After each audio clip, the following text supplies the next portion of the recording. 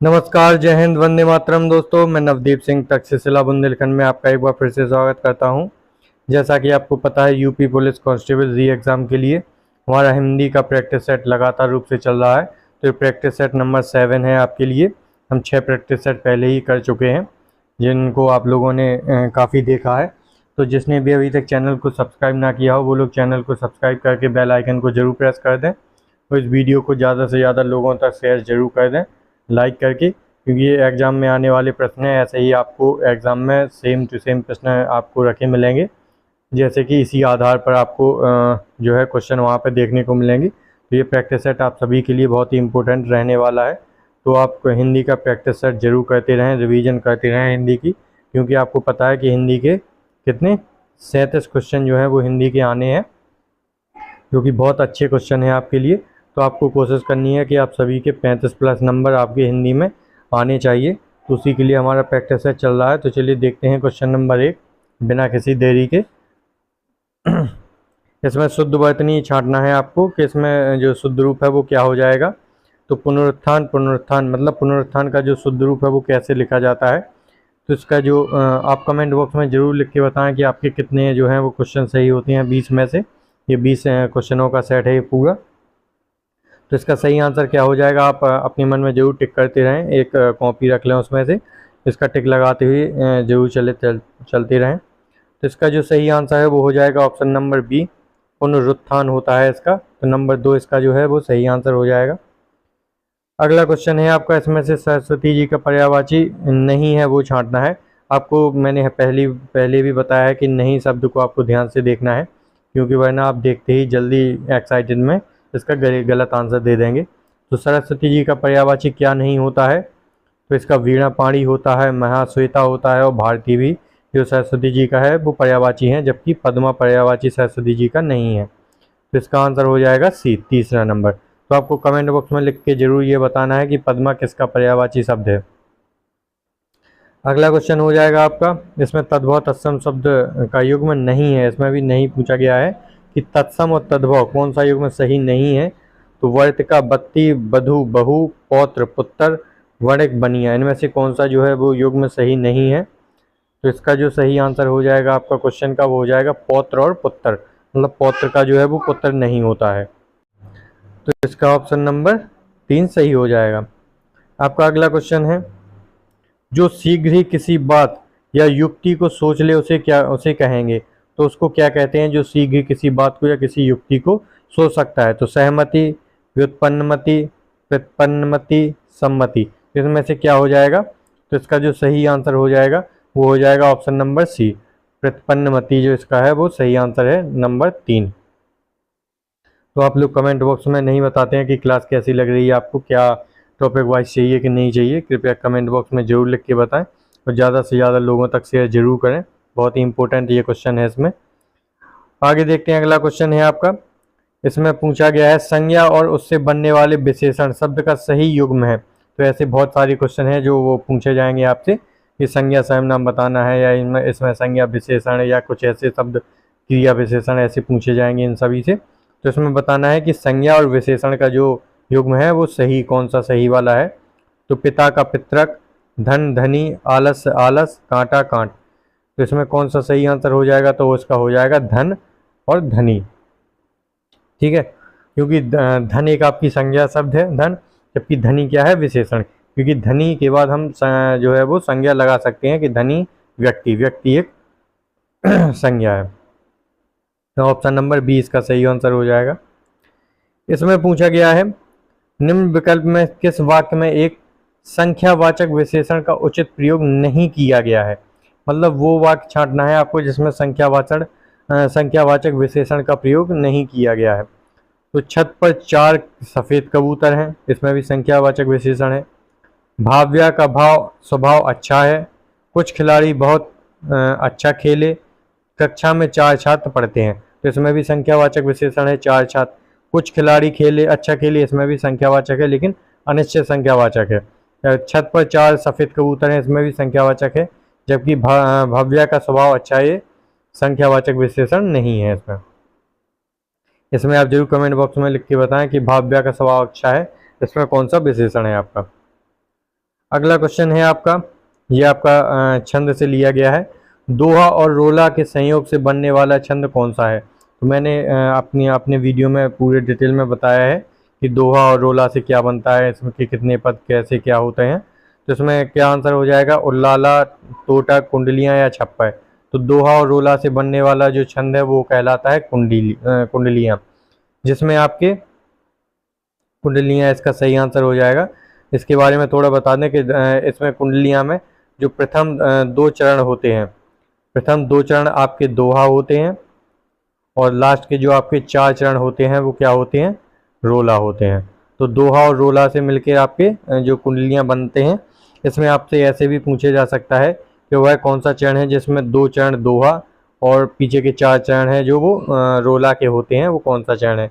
तो कुंडलियाँ हैं। या फिर घुमा के पूछा जा सकता है कि कुंडलियाँ में कैसे होते हैं 2 चरण रोल दोहा और 4 चरण जो है वो रोला के। तो ऐसे कैसे भी उल्टे सीधे घुमा के क्वेश्चन जो है वो बना सकता है। तो आपको इसमें कि कमेंट बॉक्स में बनाना है कि जो जो छप्पा है ये किन किन के मेल से बनता है, इनमें कौन कौन मिलकर छप्पा बनाता है, इनमें कितने चरण होते हैं, ये आपको बताना है। अगला क्वेश्चन है आपका, पेड़ बढ़ता गया वाक्य में प्रयुक्त संयुक्त क्रिया का नाम बताइए। तो पेड़ बढ़ता गया में कौन सी संयुक्त क्रिया हो जाएगी? नित्यता बोधक, अवकाश बोधक, अनुमति बोधक, समाप्ति बोधक। तो इसमें आप समझ रहे होंगे पेड़ बढ़ता गया में समाप्ति तो है नहीं, किसी की अनुमति भी नहीं ली जा रही है, ना ही अवकाश। ये क्या है? नित्यता का को बता रहा है कि प्रतिदिन पेड़ बढ़ता गया, नित्यता बोधक है। तो इसमें कौन सा ए आंसर इसका सही हो जाएगा, नंबर 1 वाला नित्यता बोधक संयुक्त क्रिया। अगला आंसर है आपका, सुचि और सची शब्द का संयुक्त सही अर्थ क्या है? तो इसमें आपको बताना है कि सुचि और सची का जो मतलब है वो क्या होता है। तो इसमें पवित्र, इंद्राणी, सूची, तिथि, सूर्य, रश्मि, प्रातः और रात्रि, इनमें से क्या आंसर सही हो जाएगा? तो इसका सही आंसर हो जाएगा आपका ऑप्शन नंबर 1 पवित्र और इंद्राणी। मतलब सुचि का मतलब होता है इसका पवित्र और सची का मतलब होता है इंद्राणी। इसके अगले क्वेश्चन में चलते हैं हम। राम ने श्याम को मारा था, दिए गए वाक्य का संदिग्ध भूतकाल में क्या रूप होगा? मतलब ये जो वाक्य दिया गया है इसको हमें भूतकाल संदिग्ध भूतकाल में बदलना है। राम ने श्याम को मारा था को, तो राम ने श्याम को मारा होगा, राम श्याम को मार रहा था, राम श्याम को मारेगा, राम श्याम को मारता है। तो इसका जो संदिग्ध भूतकाल है वो क्या हो जाएगा आपके? राम ने श्याम को मारा होगा। इसका ऑप्शन नंबर 1 सही आंसर हो जाएगा। ठीक है, जहाँ भी आपको कन्फ्यूज़न हो, क्या पूरे आप चाहते हैं वो कमेंट बॉक्स में ज़रूर बताएं हमें।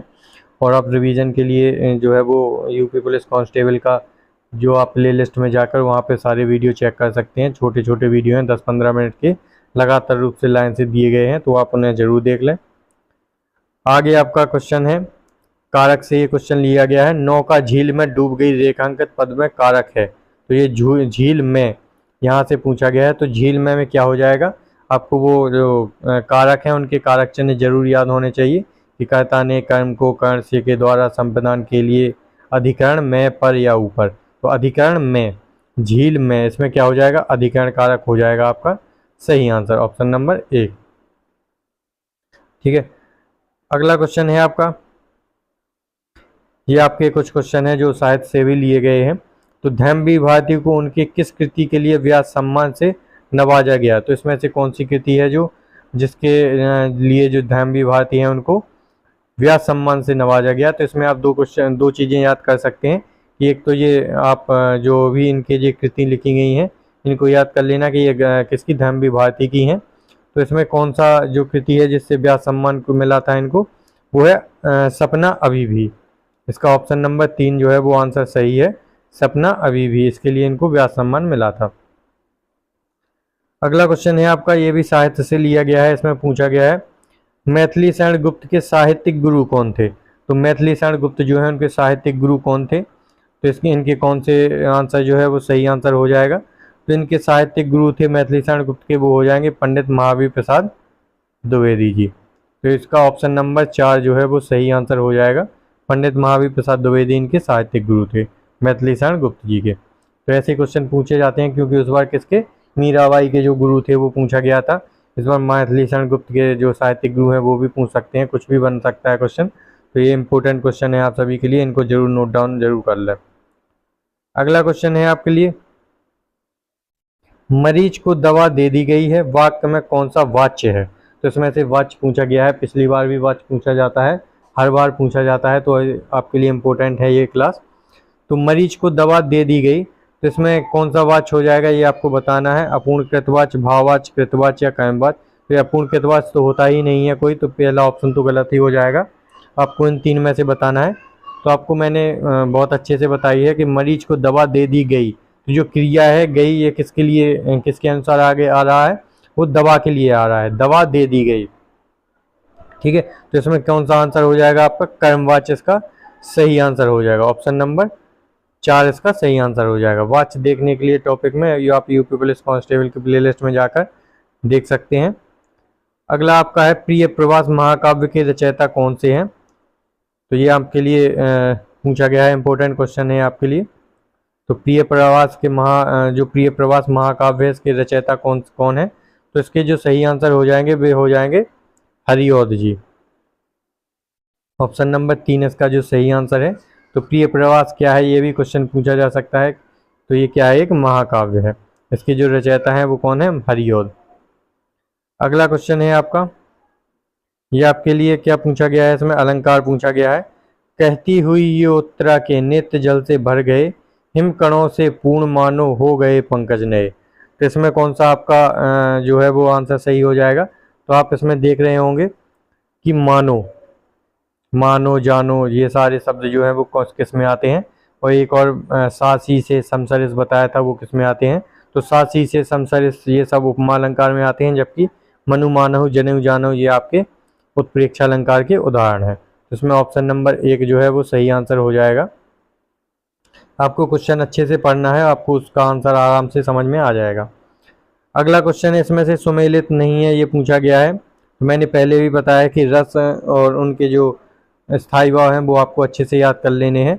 तो रौद्र कौन सुमेलित नहीं है पूछा गया है। तो रौद्र रस का क्रोध होता है, सही है। शांत रस का निर्वेद होता है, ये भी सही है। भयानक रस का जुगुप्सा, अद्भुत रस का विस्मय, ये भी सही है। तो इसका आंसर जो है वो कौन सा हो जाएगा? सी, भयानक रस का जुगुप्सा नहीं होता है। ठीक है, तो इसका आंसर ऑप्शन नंबर सी सही हो जाएगा। जुगुप्सा जो है वो किस रस का है, वो आप कमेंट बॉक्स में जरूर बताएं। अगला क्वेश्चन है आपका, मुहावरा पूछा गया है आपको, तालू से जीभ ना लगना। तो इस मुहावरे का क्या अर्थ हो जाएगा? किसी गंभीर बीमारी से पीड़ित होना, अधिकार जमाना, टाल मटोल करना या फिर बोलते रहना। तो तालू से जीभ ना लगना का सही अर्थ हो जाएगा आपका मुहावरे का अर्थ बोलते रहना। ऑप्शन नंबर 4 इसका सही आंसर हो जाएगा। आपका अगला क्वेश्चन है, सावक। सावक शब्द का संधि विच्छेद बताना है आपको। इस सावक शब्द में कौन सा संधि विच्छेद हो जाएगा?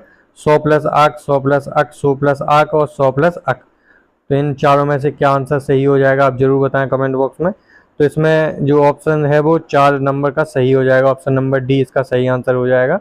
आपको बताना है कि सावक में कौन सी संधि है। आपको इसका सावक की संधि जो विच्छेद है वो 100 प्लस अक हो जाएगी, लेकिन इसमें कौन सी संधि है वो आपको कमेंट बॉक्स में लिख के बताना है। सॉरी। अगला क्वेश्चन है आपका, यहाँ से पूछा गया है अर्ध समृद्ध स्वर कौन कौन सा हो जाएगा इसमें। तो ओ, आओ, आ और प्लस ए, आए। इनमें से चारों में से जो अर्ध समृद्ध है वो कौन सा जो है वो होता है। तो इसमें ऑप्शन नंबर क्या हो जाएगा सही? अर्ध समृद्ध इनमें से कौन सा होता है? तो इसका ओ आंसर सही हो जाएगा, नंबर 1 वाला। तो आपको पता होना चाहिए कि अर्ध समृद्ध वो जो है वो 2 शब्द होते हैं, वर्ड होते हैं, ओ प्लस ए, ये दोनों अर्ध समृद्ध होते हैं। आपको जरूर देख लेना चाहिए ये सब, ये बहुत इंपॉर्टेंट है। यहाँ से बहुत ज़्यादा कन्फ्यूजन जो है वो स्टार्ट होता है। आपको कौन कौन से जो इम्पोर्टेंट है, समृद्ध, विव्रत, अर्ध समृद्ध, अर्ध विव्रत, ये सब अच्छे से देखना है। फिर अल्प प्राण, अल्प प्राण, महाप्राण, ठीक है, अघोष और सघोष, ये सब आपको अच्छे से देख के जाना है। तो ये आपके जो है वो पूरे जो 20 क्वेश्चन है वो कंप्लीट हो गए हैं। आप कमेंट बॉक्स में ज़रूर लिख के बताएं कि आपको 20 में से कितने आंसर जो हैं वो सही हुए हैं। आपके कौन कौन से जो टॉपिक हैं वो कमज़ोर हो रहे हैं। अगर आप कोई टॉपिक वाइज जो है वो प्रैक्टिस चाहते हैं तो वो भी लिख के बताएं कि कौन से टॉपिक की आपको प्रैक्टिस चाहिए, मैं उसका प्रैक्टिस सेट अलग से बना दूंगा। तो ज़्यादा से ज़्यादा लोगों तक इस वीडियो को शेयर ज़रूर करें प्रैक्टिस सेट को, और लाइक ज़रूर करें। आप लोग कम लाइक कर रहे हैं, तो वीडियो को ज़्यादा से ज़्यादा लाइक ज़रूर करें और शेयर भी करें। मिलते हैं कल इसी टाइम पर अगले वीडियो के साथ, अगले प्रैक्टिस सेट के साथ। नमस्ते, जय हिंद दोस्तों।